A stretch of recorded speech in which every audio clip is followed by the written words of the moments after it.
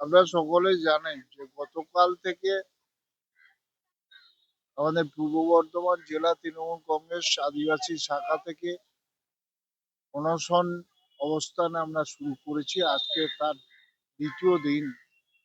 আপনারা জানেন কেন্দ্রের নির্বাচন কমিশন এসআইআর নামে যেভাবে মানুষকে হয়রানি করছে, এবং তার সঙ্গে শুধু সাধারণ মানুষ নয়, আমাদের আদিবাসীদের বিশেষ করে চক্রান্ত করে হয়রানি করছে, অপদস্থ করছে। আজকে হিয়ারিং এর নাম করে অপদস্থ চক্রান্ত করছে।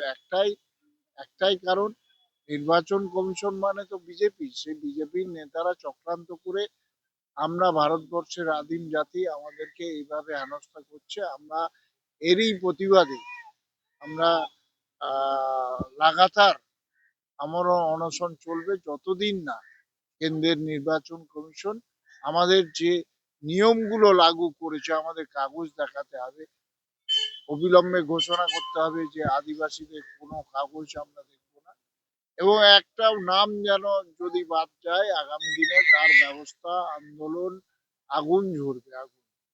আগামী দিনে সমস্ত আদিবাসীদের সঙ্গে নিয়ে গোটা বাংলায় আগুন চলবে যদি একটা আদিবাসীদেরও নাম বাদ যায়।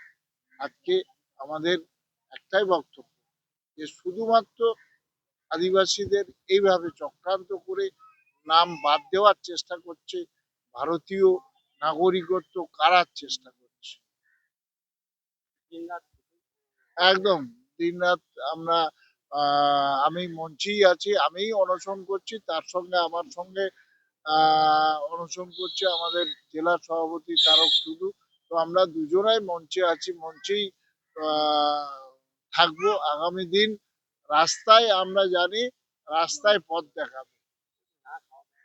একদম অনশন মানেই তো তাই, না খেয়ে না জল স্পর্শ করে অনশন করা।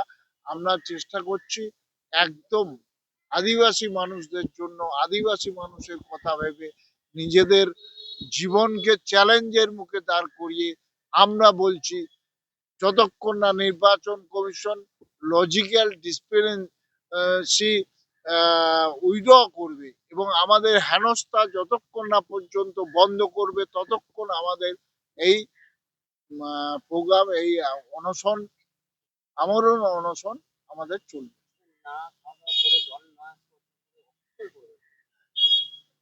সেটা তো মানুষ দেখছে, মানুষের জন্য করা। এ তো আমাদের জন্য নয়, পার্টির জন্যও নয়, মানুষ, আদিবাসী মানুষের জন্য, যারা ভারতবর্ষের আদিম জাতি, তাদের কে চ্যালেঞ্জের মুখে দাঁড় করিয়ে দিয়েছে এই বিজেপির নির্বাচন কমিশন।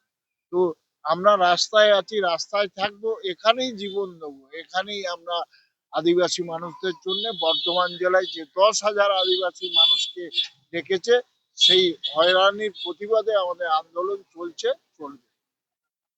দেবু টুডু, রাজ্য তৃণমূল কংগ্রেসের আদিবাসী শাখার চেয়ারম্যান।